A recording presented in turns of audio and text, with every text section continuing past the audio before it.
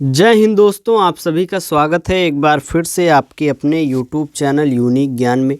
आज हम BA 6 semester geography paper first का न्यू सिलेबस देखेंगे, जिसमें हमें पढ़ना है जियोग्राफी ऑफ इंडिया। इसमें क्या क्या टॉपिक्स पढ़ने हैं सभी को आपको हम हिंदी और इंग्लिश भाषा दोनों में बताएंगे।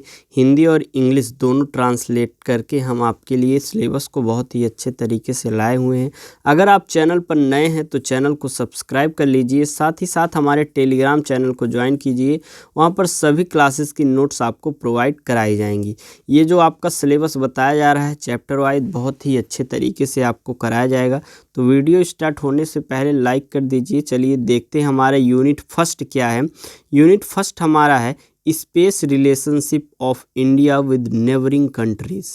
हम आपको प्रिंटेड फॉर्म में इसलिए लाए हैं, जो हमारा ऑफिशियल नोटिफिकेशन में सिलेबस था उसको नहीं लाए हैं, क्योंकि उसमें आपको इंग्लिश में ही बताया गया है। तो हिंदी में आपको यहाँ पर बताया जाएगा, जिससे रिटन रहे, आपको दिखता भी रहे वीडियो में, इसलिए ये प्रिंटेड फॉर्म आपको यहाँ पर दिखाया जा रहा है।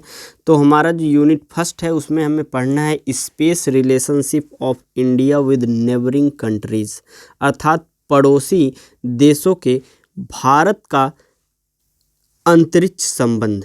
जो पड़ोसी देश हैं उनका भारत के साथ कैसा अंतरिक्ष संबंध है, ये हमारा यूनिट फर्स्ट में हमें पढ़ना है। Space relationship of India with neighbouring countries, structure and relief, संरचना और राहत, ड्रेनेज सिस्टम के बारे में पढ़ना है, जल निकासी प्रणाली के बारे में हमें पढ़ना है, वाटर शेड्स के बारे में पढ़ना है, जल संभर के बारे में, फिजियोग्राफिक रीजन्स के बारे में, भौगोलिक क्षेत्र के बारे में हमें पढ़ना है।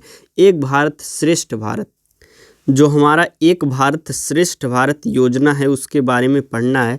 जियोग्राफिकल प्रोस्पेक्टिव्स, एक भौगोलिक संभावना जो हमारी है हमारे देश के बारे में, उसको हमें पढ़ना है। तो ये रहा आपका यूनिट फर्स्ट, जिसमें आपको पड़ोसी देशों के साथ भारत का अंतरिक्ष संबंध पढ़ना है, संरचना और राहत पढ़नी है, जल निकासी प्रणाली पढ़नी है, जल सांभर पढ़ना है, भौगोलिक क्षेत्र पढ़ना है, और एक भारत एक और श्रेष्ठ भारत जो है वह योजना, एक भौगोलिक संभावना जो है उसको अच्छे से पढ़ना है। सेकंड यूनिट हमारा है mechanism of Indian monsoons and rainfall patterns, भारतीय मानसून का तंत्र और वर्षा पैटर्न कैसा है इसके बारे में पढ़ना है। मैकेनिज्म ऑफ इंडियन मानसून्स, भारतीय मानसून का तंत्र कैसा है इसके विषय में हमें पढ़ना है। यूनिट सेकंड का हमारा फर्स्ट टॉपिक है। सेकंड टॉपिक है हमारा ट्रॉपिकल साइक्लोन्स, उष्णकटिबंधीय चक्रवात के विषय में हमें पढ़ना है।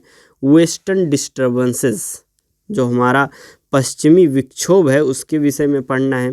फ्लड एंड ड्रॉट्स के बारे में पढ़ना है, बाढ़ और सूखा के विषय में। क्लाइमेटिक रीजन्स, जलवायु क्षेत्र, आप अच्छे से लिख सकते हैं, या फिर आपका जो ये सिलेबस है आपको टेलीग्राम चैनल पर मिल जाएगा, वहाँ से भी देख सकते हैं। अगला टॉपिक हमारा है क्लाइमेटिक रीजन्स, जलवायु क्षेत्र पढ़ने हैं। नेचुरल वेजिटेशंस, प्राकृतिक वनस्पति के विषय में पढ़ना है। Soil types and their distributions, मिट्टी के प्रकार और उनका वितरण, किस क्षेत्र में किस प्रकार की मिट्टी हमारे भारत देश में पाई जाती है, इसको हमें पढ़ना है। क्योंकि हमारा जो सिलेबस है वह सिलेबस का कोर्स टाइटल है हमारा जियोग्राफी ऑफ इंडिया, तो एक प्रकार से इंडिया की पूर्णतः जियोग्राफी हमें अच्छे से पढ़नी है। अगला यूनिट हमारा यूनिट थर्ड जो है उसमें हमें रिसोर्सेज के बारे में पढ़ना है। रिसोर्सेज अर्थात संसाधन के विषय में। Land, surface and ground water, भूमि, सतह और भूजल के विषय में। एनर्जी, मिनरल्स, ऊर्जा और खनिज के विषय में। बायोटिक एंड मैरीन रिसोर्सेज, जैविक और समुद्री संसाधनों के विषय में पढ़ना है। अगला टॉपिक है forest and wild life resources, one और वन्य जीव संसाधन के विषय में पढ़ना है।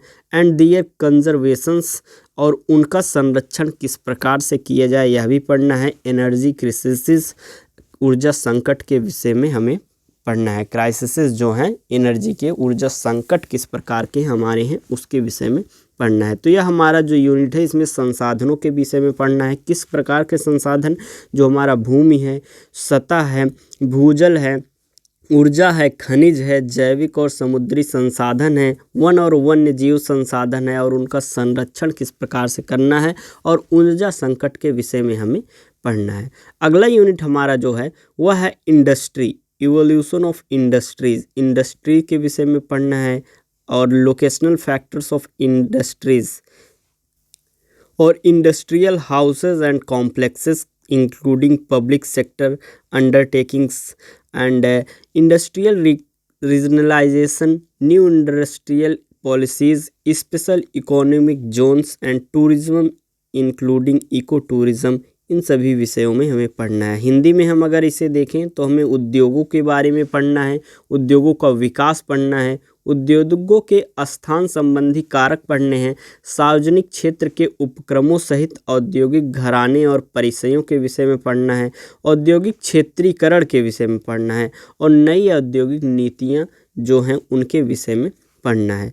अगला यूनिट हमारा जो 5वां यूनिट है उसमें हमें कल्चरल सेटिंग के विषय में, कल्चरल सेटिंग अर्थात सांस्कृतिक परिवेश के विषय में पढ़ना है।